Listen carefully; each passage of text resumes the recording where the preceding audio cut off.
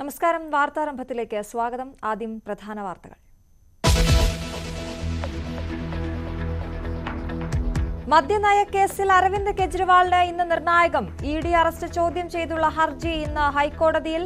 മുഖ്യമന്ത്രിയുടെ അഭാവത്തിൽ ഡൽഹിയിൽ ഇന്ന് പ്രത്യേക നിയമസഭാ സമ്മേളനം.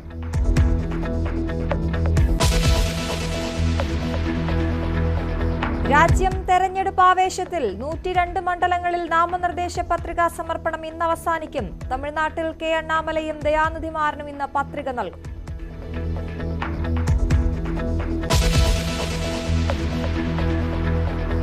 ഇടുക്കിയിൽ കാട്ടാനയും പുലിയും ജനവാസ മേഖലയിൽ. സിങ്ക് കണ്ടത്ത് വീട് തകർക്കാൻ ശ്രമിച്ച ചക്കക്കൊമ്പൻ.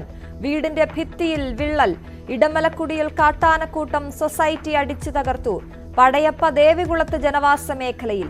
തലയാറിൽ പുലിയുടെ ആക്രമണത്തിൽ പശു ചത്തു.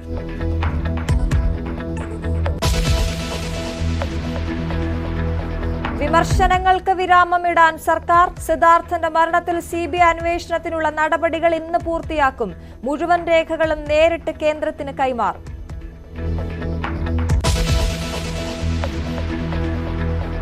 മാസപ്പടി വിവാദത്തിൽ മുഖ്യമന്ത്രിയുടെ മകൾക്കെതിരായ ഹർജി ഇന്ന് കോടതിയിൽ. മാത്യു കുഴൽനാടന്റെ ഹർജി പരിഗണിക്കുന്നത് തിരുവനന്തപുരം വിജിലൻസ് കോടതി. മൂന്നാർ കയ്യേറ്റത്തിലെ ഹർജികൾ ഇന്ന് ഹൈക്കോടതിയിൽ. റവന്യൂ പ്രിൻസിപ്പൽ സെക്രട്ടറി ഹാജരാകണമെന്ന നിർദ്ദേശം.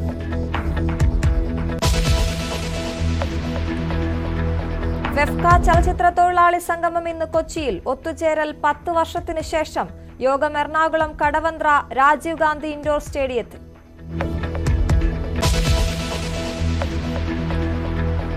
വേനൽ ചൂടിൽ വെന്തുരുകി കേരളം. ഇന്ന് 11 ജില്ലകളിൽ യെല്ലോ അലർട്ട്. പകൽ സമയത്ത് പുറത്തിറങ്ങുന്നവർക്ക് ജാഗ്രതാ നിർദ്ദേശം.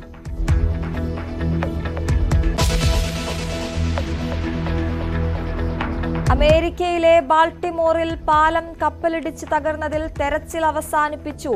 അപകടത്തിൽ കാണാതായത് 6 പേരെ.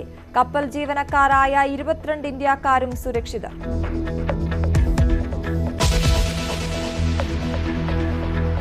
ആദ്യം നോക്കാം തെരഞ്ഞെടുപ്പ് വാർത്തകൾ.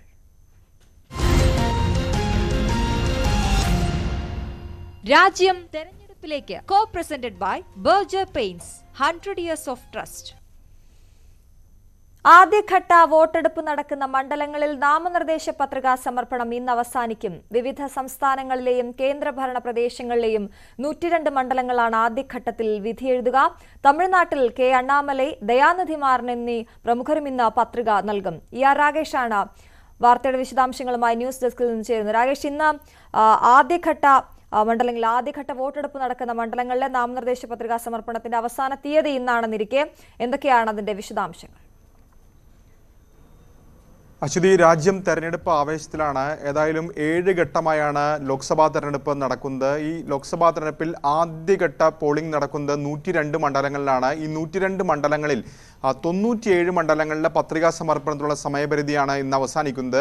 ബീഹാറിലെ 5 മണ്ഡലങ്ങൾ ആദ്യഘട്ടത്തിൽ വോട്ടെടുപ്പ് നടക്കുന്നുണ്ട്. എന്നാൽ ബീഹാറിൽ ആഘോഷങ്ങൾ നടക്കുന്നതിനാൽ നാളെ വരെ ബീഹാറിൽ പത്രികാ സമർപ്പണത്തിന് സമയമുണ്ട്. അങ്ങനെ 97 മണ്ഡലങ്ങളുടെ പത്രികാ സമർപ്പണം ഇന്നും 5 മണ്ഡലങ്ങളുടെ പത്രികാ സമർപ്പണം നാളെയും നടക്കും. ഏതായാലും പ്രധാനപ്പെട്ട സംസ്ഥാനങ്ങൾ ജനവിധി എഴുതുന്നത് തമിഴ്നാടാണ്. ഏറ്റവും കൂടുതൽ സീറ്റുകളിൽ നാളെ അല്ലെങ്കിൽ ആദ്യഘട്ടത്തിൽ വിധി എഴുതുന്ന സംസ്ഥാനം. 39 സീറ്റുകളിലും തമിഴ്നാട്ടിൽ വോട്ടെടുപ്പ് നടക്കുന്നുണ്ട്. മറ്റ് സംസ്ഥാനങ്ങൾ ഇങ്ങനെയാണ്: അരുണാചൽ പ്രദേശിലെ 2 സീറ്റ്, അസമിൽ 5 സീറ്റുകളിലേക്ക് വോട്ടെടുപ്പ്, ബീഹാറിലെ 4 സീറ്റിലും ആദ്യഘട്ടത്തിൽ വിധി എഴുതും, ഛത്തീസ്ഗഡിൽ 1 സീറ്റ്, മധ്യപ്രദേശിൽ 6, മഹാരാഷ്ട്രയിൽ 5, മണിപ്പൂർ 2, മേഘാലയ 2, മിസോറം 1, നാഗാലാൻഡ് 1, രാജസ്ഥാൻ 12, സിക്കിം 1, ത്രിപുര 1, UP 8, ഉത്തരാഖണ്ഡ് 5, പശ്ചിമ ബംഗാൾ 3 എന്നിങ്ങനെയാണ് 17 സംസ്ഥാനങ്ങളാണ് ആദ്യഘട്ടത്തിൽ വോട്ടെടുപ്പ് നടക്കുന്നത്. ഒപ്പം ആൻഡമാൻ നിക്കോബാറിലെയും ജമ്മു കശ്മീരിലെയും ലക്ഷദ്വീപിലെയും പുതുച്ചേരിയിലെയും മണ്ഡലങ്ങളിലും വോട്ടെടുപ്പ് നടക്കും. ഏതായാലും പ്രധാനപ്പെട്ട പല നേതാക്കളും പത്രികാ സമർപ്പണം പൂർത്തിയാക്കിയിരിക്കുന്നു. ഇന്ന് തമിഴ്നാട്ടിൽ BJPയുടെ സംസ്ഥാന അധ്യക്ഷൻ കെ അണ്ണാമലൈ പത്രിക നൽകുന്നുണ്ട്. കെ അണ്ണാമലൈ കോയമ്പത്തൂരിലാണ് മത്സരിക്കുന്നത്. കാരണം കോയമ്പത്തൂർ ഒരു പ്രധാനപ്പെട്ട അല്ലെങ്കിൽ എല്ലാ പാർട്ടികൾക്കും BJPക്ക് കാലങ്ങളായി അവിടെ ഒരു സ്വാധീനമുള്ള പ്രദേശമാണ് കോയമ്പത്തൂർ. പക്ഷേ അവിടെ കഴിഞ്ഞ തെരഞ്ഞെടുപ്പുകളിലൊക്കെ വിജയിച്ചു വരുന്ന DMK സഖ്യമാണ്. CPM ആണ് കഴിഞ്ഞ തവണ അവിടെ വിജയിച്ചിരുന്ന PR നടരാജനായിരുന്നു MP. പക്ഷേ ഇത്തവണ സീറ്റ് DMK ഏറ്റെടുത്തിരിക്കുകയാണ്. പകരം ഡിണ്ടിഗൽ സീറ്റ് CPM-ന് നൽകുകയും ചെയ്തിട്ടുണ്ട്. അപ്പോൾ DMK ഏറ്റെടുത്തൊരു സീറ്റിലേക്ക് K അണ്ണാമലൈ അവിടെ സ്ഥാനാർത്ഥിയായി വരുന്നു എന്നുള്ളത് പ്രത്യേകതയാണ്. ഒപ്പം ADMK-ക്കും പരമ്പരാഗതമായ ഒരു ശക്തി കേന്ദ്രമാണ് കോയമ്പത്തൂർ അടക്കമുള്ള മേഖല. അപ്പോൾ അവിടെ ഒരു ത്രികോണ പോരാട്ടം നടക്കുന്നു. കാരണം DMK സ്ഥാനാർത്ഥിയായി വരുന്നത് കോയമ്പത്തൂർ മുൻ മേയറായ ഗണപതി രാജ്കുമാറാണ്. ഒപ്പം ADMK-യിൽ നിന്ന് സിംഗൈ രാമേന്ദ്രനും മത്സരിക്കുന്നു. അപ്പോൾ ഏതായാലും അണ്ണാമല ഇന്ന് പത്രിക നൽകുകയാണ്. ത്രികോണ പോരാട്ട ചൂടിലാണ് ഏതായാലും കോയമ്പത്തൂരുള്ളത്. ഒപ്പം ദയാനിധിമാരൻ മുൻ കേന്ദ്രമന്ത്രിയാണ് അദ്ദേഹം ചെന്നൈ സെൻട്രൽ വീണ്ടും മത്സരിക്കുന്നുണ്ട്. DMK-യുടെ കൂടി ഭാഗമായ VCK-യുടെ നേതാവ് തോൾ തിരുമാവളവൻ അദ്ദേഹം ചിദംബരം മണ്ഡലത്തിലാണ് മത്സരിക്കുന്നത്. അദ്ദേഹം ഇന്ന് പത്രിക നൽകുന്നുണ്ട്. മയിലാടുതുറയിലെ സ്ഥാനാർത്ഥിയെ കോൺഗ്രസ് പ്രഖ്യാപിച്ചത് ഇന്നലെയാണ്. RS സുധയാണ് അവിടെ സ്ഥാനാർത്ഥി. സ്വാഭാവികമായും അവരും ഇന്ന് ഏതായാലും പത്രിക നൽകും. ADMK അടക്കമുള്ള പാർട്ടികളുടെ നേതാക്കൾ തിങ്കളാഴ്ച പത്രികാ സമർപ്പണം നടത്തിയിരുന്നു. ഒപ്പം O പനീർശെൽവം സ്വതന്ത്രനായി മത്സരിക്കുന്നു എന്ന പ്രത്യേകത കൂടിയുണ്ട്. പ്രത്യേകിച്ച് DMK-യിൽ പിളർപ്പിൽ അദ്ദേഹത്തെ DMK പിന്നീട് പുറത്താക്കിയിരുന്നു, സംഘടനാ തലത്തിൽ നടപടിയെടുത്തിരുന്നു. അപ്പോൾ O പനീർശെൽവം സ്വതന്ത്രനായി മത്സരിക്കുന്നത് രാമനാഥപുരം മണ്ഡലത്തിലാണ്. അവിടെ മുസ്ലിം ലീഗാണ് മത്സരിക്കുന്നത്. പക്ഷേ OPS-നെ അവിടെ 5 O പനീർശെൽവം എന്നു പേരുള്ള വിമതർ കൂടി 4 പേർ കൂടി OPS എന്ന പേരിൽ O പനീർശെൽവം എന്ന പേരിൽ അപരന്മാർ മത്സരരംഗത്തുണ്ട്. അപ്പോൾ അവസാന ദിനമായി എന്ന് ആ പേരുള്ള കൂടുതൽ പേർ രംഗത്ത് വരുമോ എന്ന കൗതുകം കൂടി നിലനിൽക്കുന്നുണ്ട്. ഏതായാലും നിലവിൽ സ്വതന്ത്രനായാണ് മത്സരിക്കുന്നത്. BJP അവിടെ സ്ഥാനാർത്ഥിയെ പ്രഖ്യാപിച്ചിട്ടില്ല. പക്ഷേ ഈ അവസാന ദിവസമായി ഇന്ന് ഏതെങ്കിലും തരത്തിൽ പ്രഖ്യാപനം BJP നടത്തുമോ എന്നാണ് ഉറ്റുനോക്കുന്നത്. കാരണം പ്രധാനമന്ത്രി ഒരുപക്ഷെ രാമനാഥപുരത്ത് മത്സരിച്ചേക്കുമെന്ന റിപ്പോർട്ടുകൾ ഉണ്ടായിരുന്നു. ധനമന്ത്രി നിർമ്മല സീതാരാമൻ ഒരുപക്ഷെ രാമനാഥപുരത്തേക്ക് മത്സരിക്കാൻ എത്തിയേക്കുമെന്ന റിപ്പോർട്ടുകൾ ഉണ്ടായിരുന്നു. അപ്പോൾ BJP അവസാന നിമിഷം അവിടെ ഏതെങ്കിലും തരത്തിൽ സ്ഥാനാർത്ഥിയെ പ്രഖ്യാപിക്കുമോ എന്നടക്കമുള്ള കാര്യങ്ങൾ ഉറ്റുനോക്കുന്നുണ്ട്. ഏതായാലും നിലവിൽ O പനീർശെൽവത്തിന് അവിടെ BJP പിന്തുണ പ്രഖ്യാപിക്കുകയും ചെയ്യാത്തൊരു സാഹചര്യം കൂടി നിലവിലുണ്ട്. ഏതായാലും ഇന്നത്തോടുകൂടി പത്രികാ സമർപ്പണം പൂർത്തിയാക്കി സ്വാഭാവികമായും പ്രചാരണ പരിപാടികൾ ശക്തമാകാൻ തന്നെയായിരിക്കും മുന്നണികളുടെ തീരുമാനം. അശ്വതി, ഇത്തരത്തിൽ ഇന്ന് 102 മണ്ഡലങ്ങളിൽ ഇന്ന് വരെ പത്രിക നൽകാമെന്ന് പറയുമ്പോൾ തെരഞ്ഞെടുപ്പ് ചിത്രം വ്യക്തമാവുകയാണെങ്കിൽ പൂർണ്ണമാവുകയാണ്. ആ മണ്ഡലങ്ങളിലൂടെ പ്രധാനപ്പെട്ട മണ്ഡലങ്ങളിലൂടെ ഒന്ന് കണ്ണോടിക്കുമ്പോൾ ഏറ്റവും എടുത്തു പറയേണ്ട കാര്യങ്ങൾ എന്തൊക്കെയാണ്? തീർച്ചയായും അശ്വതി നേരത്തെ സൂചിപ്പിച്ച പോലെ തന്നെ ഏറ്റവും പ്രധാനപ്പെട്ടത് തമിഴ്നാട് തന്നെയാണ്. കാരണം തമിഴ്നാട്ടിൽ ഇത്തവണ DMK കഴിഞ്ഞ തവണ വലിയ മുന്നേറ്റമുണ്ടാക്കിയ സംസ്ഥാനമാണ് തമിഴ്നാട്. നിലവിൽ ഇന്ത്യ സഖ്യം വലിയ മുന്നേറ്റമുണ്ടാക്കിയ സംസ്ഥാനമാണ് തമിഴ്നാട്. 39-ൽ 38 സീറ്റുകളും വിജയിച്ചു. തേനി സീറ്റ് മാത്രമാണ് അന്ന് പരാജയപ്പെട്ടത്. ഇത്തവണ പക്ഷേ BJP ADMK മുന്നണിയിലില്ല. ADMK അവിടെ മറ്റു കക്ഷികളുമായി കൂട്ടിച്ചേർന്നുകൊണ്ടാണ് സഖ്യം രൂപീകരിച്ചിരിക്കുന്നത്. MDMK ഒപ്പം തന്നെ STPA തുടങ്ങിയ പാർട്ടികളുമായി ചേർന്നുകൊണ്ടാണ് സഖ്യം രൂപീകരിച്ചിരിക്കുന്നത്. BJP ആകട്ടെ PMK അടക്കമുള്ള കക്ഷികളുമായി ചേർന്നുകൊണ്ട് ഒരു മുന്നണിയും രൂപീകരിച്ചിരിക്കുന്നു. അങ്ങനെ ഒരു ത്രികോണ പോരാട്ടം വരുന്നുണ്ട്. പക്ഷെ അപ്പോൾ പോലും വലിയ ആത്മവിശ്വാസം ഇന്ത്യ മുന്നണി പ്രകടിപ്പിക്കുന്നുണ്ട്. കാരണം ഇന്ത്യ മുന്നണി കഴിഞ്ഞ തവണത്തെ പോലൊരു വിജയമാണ് ഏതായാലും തമിഴ്നാട്ടിൽ പ്രതീക്ഷിക്കുന്നത്. മറ്റൊന്ന് UP-യിലെ ചില മണ്ഡലങ്ങൾ, പ്രത്യേകിച്ച് പശ്ചിമ UP-യിലെ അടക്കം മണ്ഡലങ്ങൾ തെരഞ്ഞെടുപ്പിലേക്ക് പോകുന്നു എന്നുള്ളതാണ്. അതിൽ ഏറ്റവും പ്രധാനപ്പെട്ട എടുത്തു പറയേണ്ട ഒരു മണ്ഡലമാണ് പിലിഭിത്ത്. അതായത് പിലിഭിത്തിന്റെ രാഷ്ട്രീയമായ പ്രത്യേകത അത് വരുൺ ഗാന്ധിയുടെ സിറ്റിംഗ് സീറ്റാണ്. അവിടെ വരുൺ ഗാന്ധിക്ക് തവണ സീറ്റ് നൽകാൻ BJP തയ്യാറായിട്ടില്ല. പകരം അവിടെ ജിതിൻ പ്രസാദയെ സ്ഥാനാർത്ഥിയാക്കിയിരിക്കുകയാണ് BJP.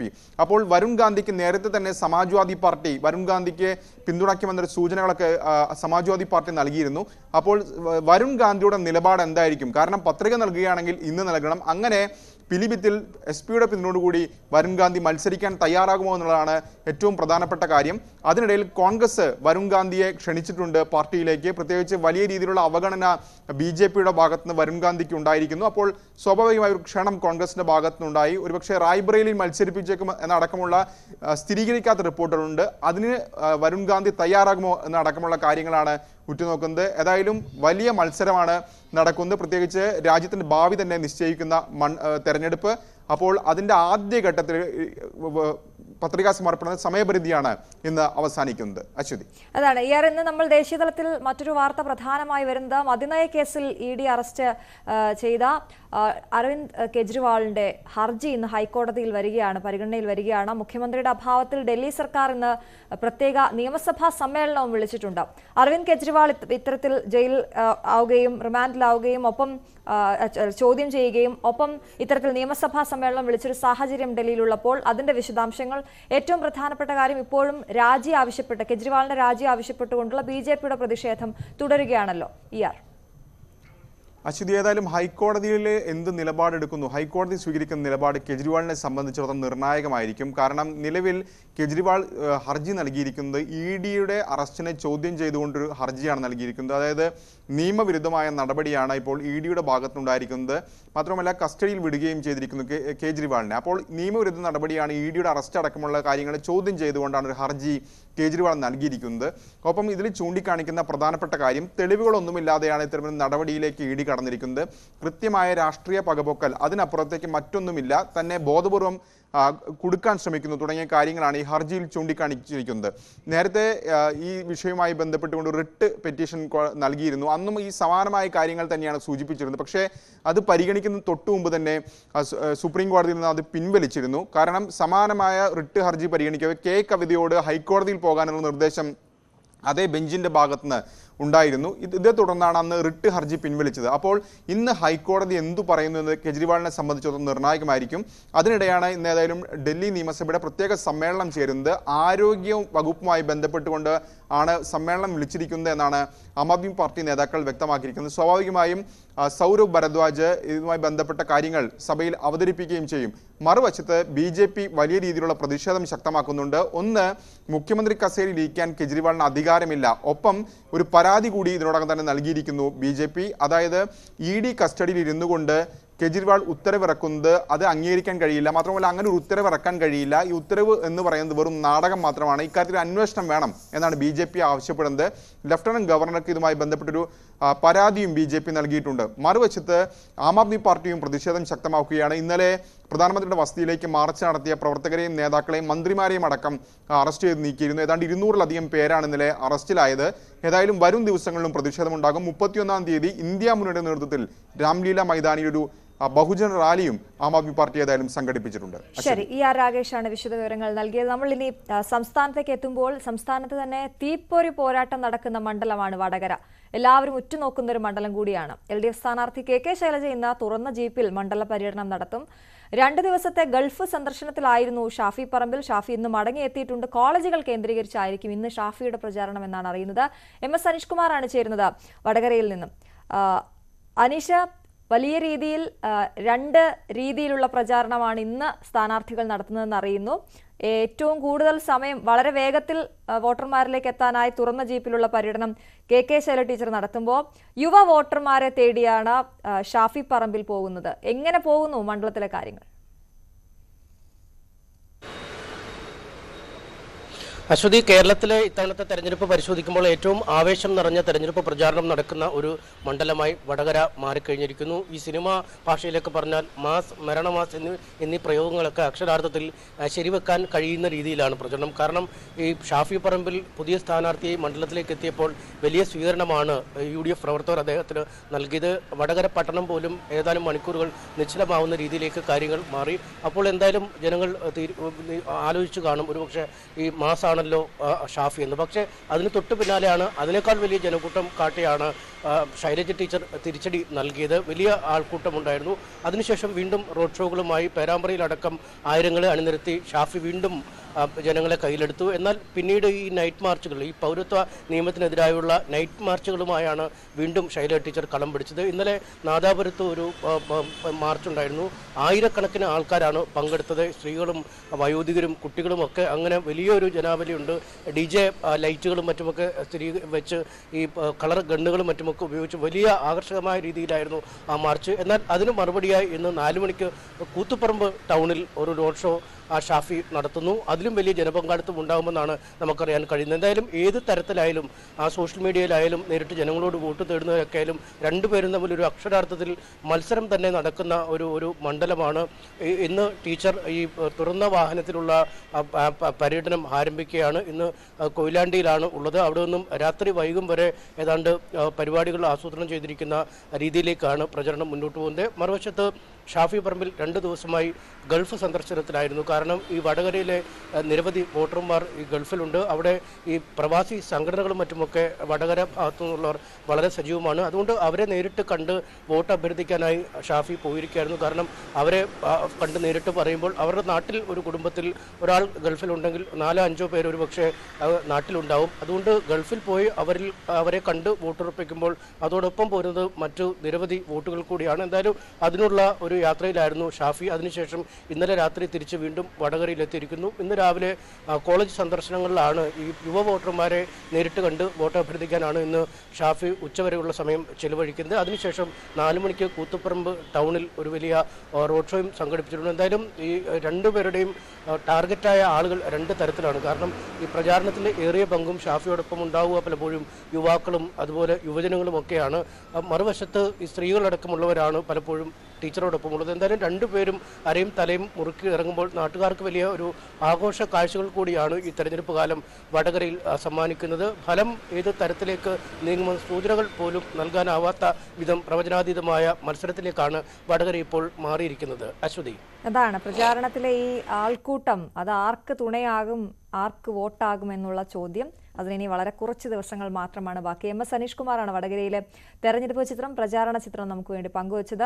ഇടുക്കിയിൽ കാട്ടാനയും പുലിയും ഒക്കെ ജനവാസ മേഖലയിലേക്ക് ഇറങ്ങിയിരിക്കുകയാണ്. വീണ്ടും ചക്കക്കൊമ്പനും പടയപ്പയും ഒക്കെ വിറപ്പിക്കുകയാണ് അവിടെ.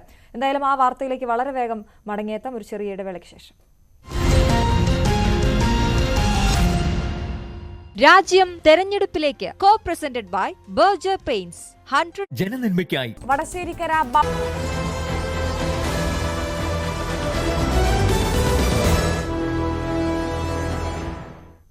വാർത്താരംഭത്തിലേക്ക് വീണ്ടും. ഇടുക്കിയിൽ കാട്ടാനയും പുലിയും ജനവാസ മേഖലയിൽ എത്തുകയാണ്. ചിന്നക്കനാൽ സിങ്ക് കണ്ടത്ത് ചക്കക്കൊമ്പന്റെ ആക്രമണത്തിൽ വീടിന്റെ ഭിത്തിയിൽ വിള്ളൽ വീണു. വീട് ഇടിച്ചു തകർക്കാൻ ശ്രമിക്കുന്ന CCTV ദൃശ്യം പുറത്തു വന്നിട്ടുണ്ട്.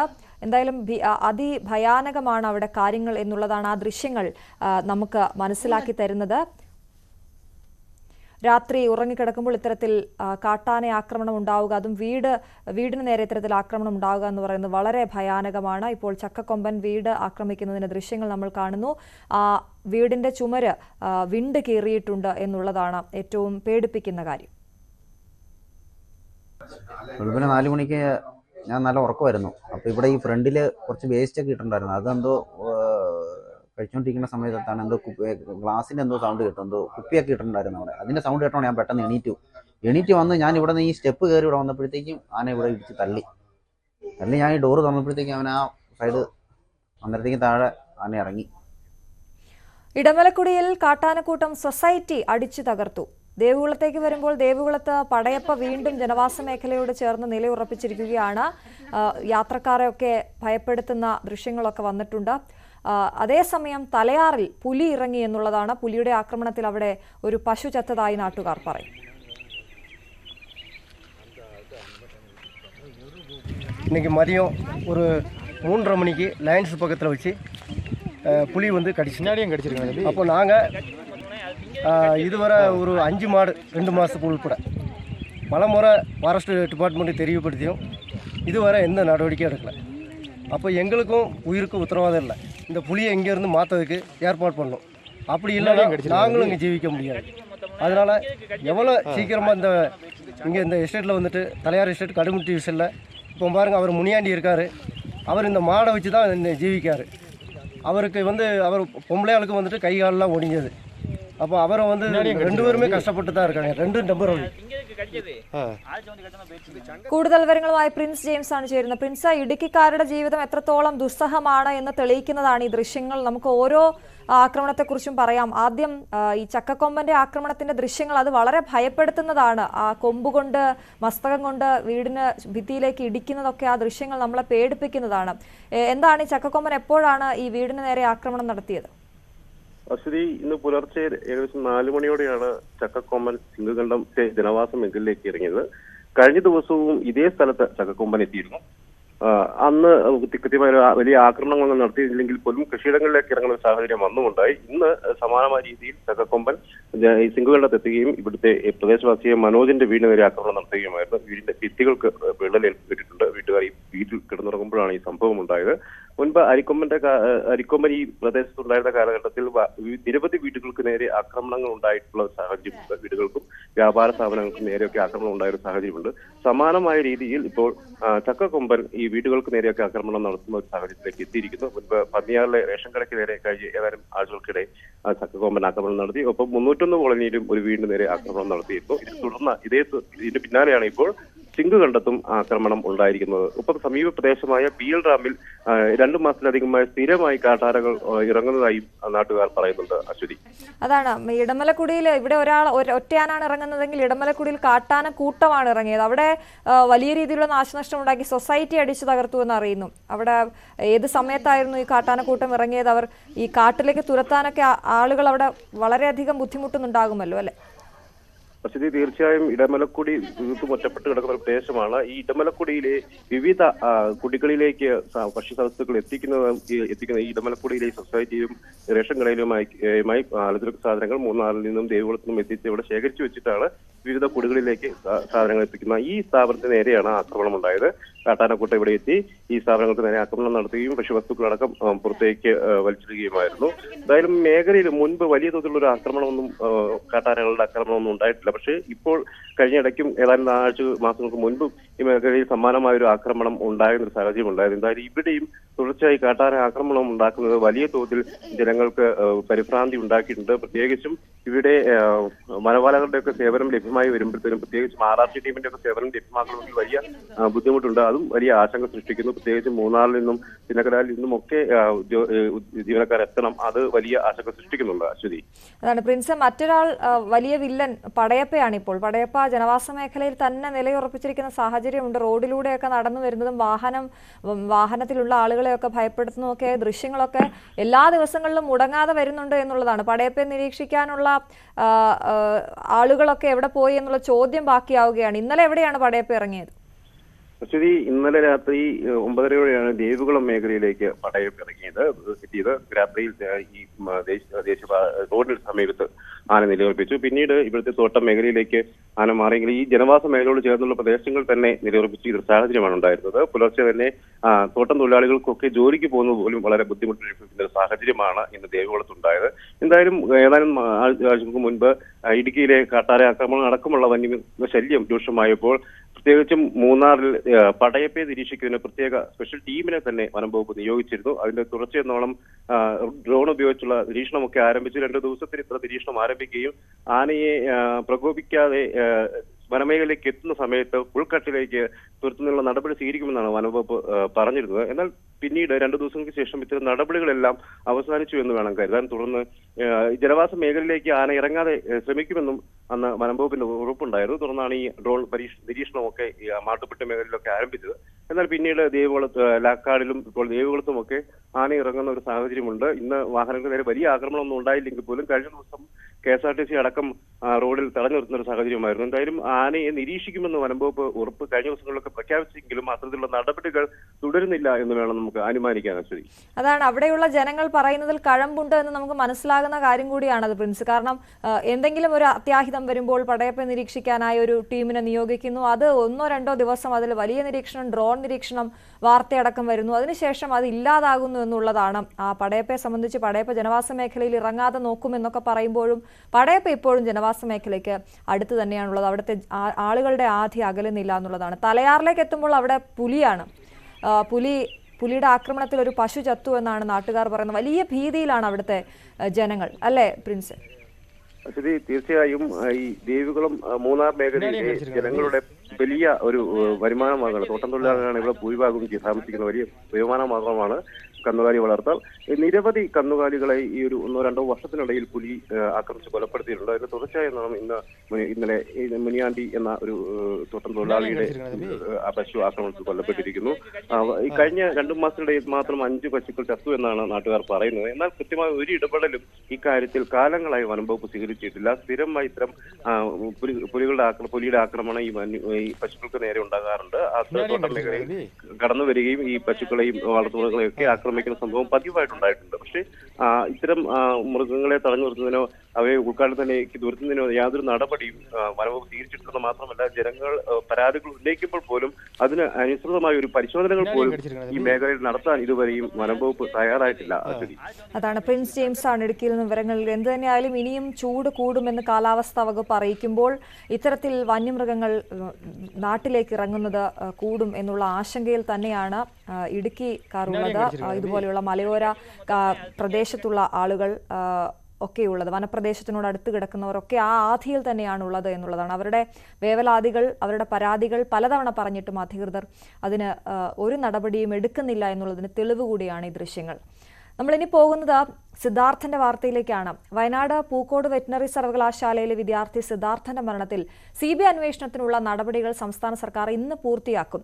CBI അന്വേഷണത്തിന് ശുപാർശ ചെയ്തുള്ള മുഴുവൻ രേഖകളും സംസ്ഥാന സർക്കാർ ഇന്ന് നേരിട്ട് കേന്ദ്രത്തിന് കൈമാറും. ഡിവൈഎസ്പി റാങ്കിലുള്ള ഉദ്യോഗസ്ഥൻ ഡൽഹിയിലെത്തി വിജ്ഞാപനം കൈമാറിയെങ്കിലും പെർഫോമ റിപ്പോർട്ട് കൈമാറാത്തത് വലിയ വിമർശനങ്ങൾക്ക് ഇടവച്ചിരുന്നു. ഡാൻ കുര്യനാണ് തിരുവനന്തപുരത്തും വിവരങ്ങളുമായി ചേരുന്നത്. ഡാൻ, ഇന്നലെ വലിയ വിമർശനമുണ്ടായിരുന്നു. സിദ്ധാർത്ഥന്റെ അച്ഛൻ മുഖ്യമന്ത്രിയിലുള്ള വിശ്വാസത്തിനപ്പുറത്തേക്ക് തനിക്ക് പ്രതിപക്ഷ നേതാവിനോട് സംസാരിക്കാനുണ്ട് എന്ന് പറഞ്ഞ് അദ്ദേഹത്തെ നേരിട്ടെത്തി കണ്ടിരുന്നു. തനിക്ക് തന്ന ഉറപ്പ് പാലിച്ചിട്ടുണ്ടോ എന്ന് സംശയമുണ്ട് എന്നൊക്കെ അദ്ദേഹം മാധ്യമങ്ങളോടടക്കം പറഞ്ഞിരുന്നു. ഇന്നിപ്പോൾ സംസ്ഥാന സർക്കാർ ആ വിമർശനങ്ങൾക്കൊക്കെ ഉള്ള മറുപടിയുമായി എത്തിയിരിക്കുന്നു. ഇന്നിപ്പോൾ ആ നടപടിക്രമങ്ങളെല്ലാം പൂർത്തിയാക്കും എന്നാണ് പറയുന്നത്. എന്തൊക്കെയാണ് വിശദാംശങ്ങൾ?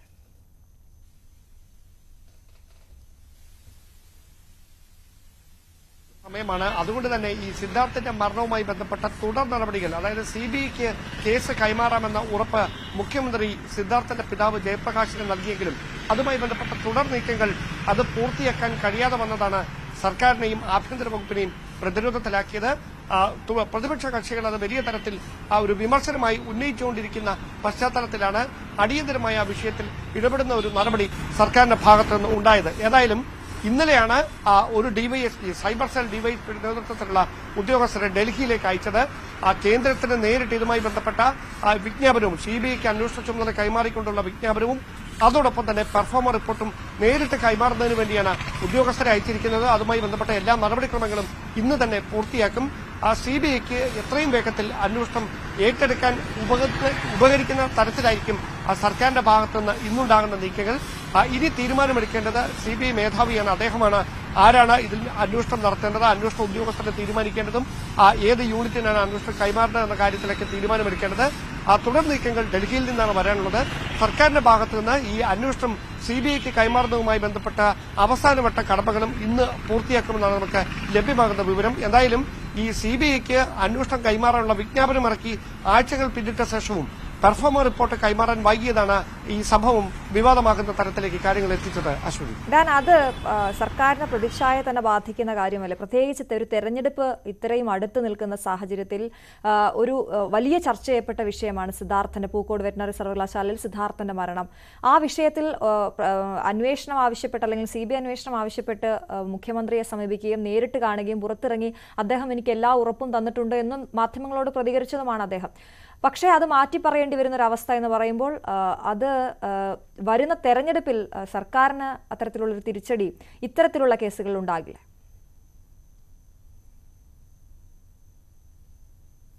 സ്വാഭാവികമായും അത് വലിയ തരത്തിലുള്ള വിമർശനങ്ങൾക്ക് വഴിവെക്കുന്ന സാഹചര്യമുണ്ടാകും. ആ വിമർശനങ്ങൾ അങ്ങനെ ഒരു വശത്ത് നിന്ന് ഉയരുന്ന സാഹചര്യം വന്നതുകൊണ്ട് തന്നെയാണ് വീഴ്ച വരുത്തിയവർക്കെതിരെ കടുത്ത നടപടികൾ ഉണ്ടാകുമെന്ന് മുഖ്യമന്ത്രി തന്നെ ആഭ്യന്തര സെക്രട്ടറിയെ അറിയിച്ചത്. അതിന് തൊട്ടു പിന്നാലെയാണ് ആഭ്യന്തര വകുപ്പിലെ 3 പേരെ സസ്പെൻഡ് ചെയ്തുകൊണ്ട് ഇന്നലെ വൈകിട്ട് തന്നെ ഉത്തരവിറങ്ങിയത്. കാരണം അത് വലിയ തരത്തിൽ സർക്കാരിനെ പ്രതിരോധത്തിലാക്കുന്ന തരത്തിലേക്ക് ആ പ്രചാരണം വ്യാപിക്കുമെന്ന് മനസ്സിലാക്കിയത് കൊണ്ട് തന്നെയാണ് മുഖ്യമന്ത്രി തന്നെ വിഷയത്തിൽ ഇടപെട്ട് വീഴ്ച വരുത്തിയ ഉദ്യോഗസ്ഥർക്കെതിരെ നടപടിയെടുക്കുന്ന സാഹചര്യമുണ്ടായത്. ഇനി അറിയാനുള്ളത്, ഈ ഉദ്യോഗസ്ഥർ ബോധപൂർവം അങ്ങനെ ഒരു വീഴ്ച വരുത്തിയതാണോ, ആരുടെയെങ്കിലും നിർദ്ദേശത്തിന് അനുസരിച്ച് ഈ പെർഫോമ റിപ്പോർട്ട് കൈമാറാൻ ബോധപൂർവം വൈകിപ്പിച്ചതാണോ? ഇക്കാര്യങ്ങളൊക്കെ വ്യക്തത വരേണ്ടതുണ്ട്.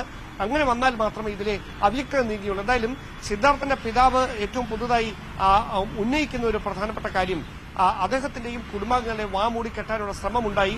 അതുണ്ടായത് ഈ തെളിവ് നശിപ്പിക്കുന്നതിന് വേണ്ടിയാണ്. കാരണം CBIയുടെ അന്വേഷണം ആരംഭിക്കാൻ വൈകുന്ന അത്രയും സമയം തെളിവ് നശിപ്പിക്കാൻ വേണ്ടി എടുക്കാനായി ബോധപൂർവ്വം നടത്തിയ ശ്രമമാണ് ഉണ്ടായത്. ചില ഉന്നത നേതാക്കളുടെ മക്കളെ രക്ഷിക്കാനായിട്ടുള്ള ശ്രമങ്ങൾക്ക് സർക്കാരും പോലീസും കൂട്ടുനിൽക്കുകയാണെന്ന തരത്തിലുള്ള ഗുരുതരമായ വിമർശനമാണ് സിദ്ധാർത്ഥന്റെ പിതാവ് ഇന്നലെ പ്രതിപക്ഷ നേതാവിനെ കണ്ടതിന് ശേഷമടക്കം മാധ്യമങ്ങളോട് പങ്കുവച്ചത്. എന്തായാലും ഈ CBIക്ക് അന്വേഷണം പൂർണ്ണമായി കൈമാറുന്ന തരത്തിലേക്ക് കാര്യങ്ങൾ എത്തിയാൽ ഉടൻ തന്നെ CBI കേസിന്റെ അന്വേഷണം ഏറ്റെടുക്കുന്നതിന്റെ ഭാഗമായി പൂക്കോട് വെറ്റിനറി സർവകലാശാലയിലേക്ക് എത്തും.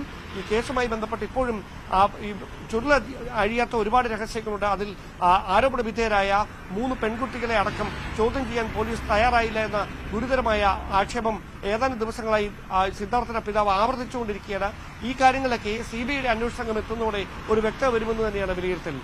ശരി, ഡാൻ കുര്യനാണ് വിശദവിവരങ്ങൾ നൽകിയത്. നമ്മളിനി കാസർഗോട്ടേക്കാണ് പോകുന്നത്. കാസർഗോഡ് പാലായിലെ ഊരുവിലക്ക് ആരോപണത്തിൽ 3 പരാതികളിലായി 9 പേർക്കെതിരെ കേസെടുത്തിരിക്കുകയാണ്. പറമ്പിൽ തേങ്ങയിടുന്നതുമായി ബന്ധപ്പെട്ടുണ്ടായ സംഘർഷത്തിലാണ് പോലീസ് നടപടി. CPM ബ്രാഞ്ച് അംഗങ്ങൾ ഉൾപ്പെടെയുള്ളവർക്കെതിരെയാണ് കേസെടുത്തിരിക്കുന്നത്.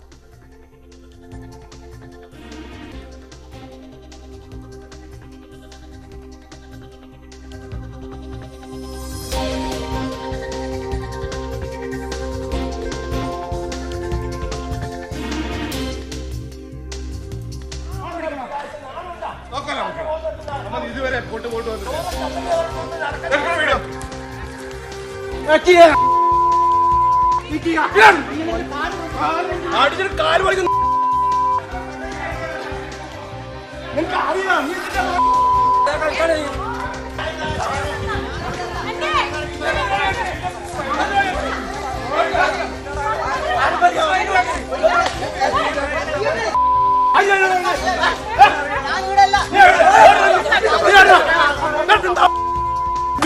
എന്നെ തൊട്ടാണ്ടല്ലോ തൊട്ടായി പങ്കുവയ്ക്കുന്നു.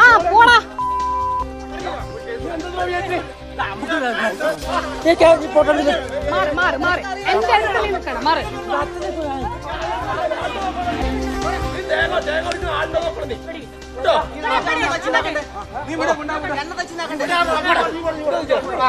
ഒരു കാര്യം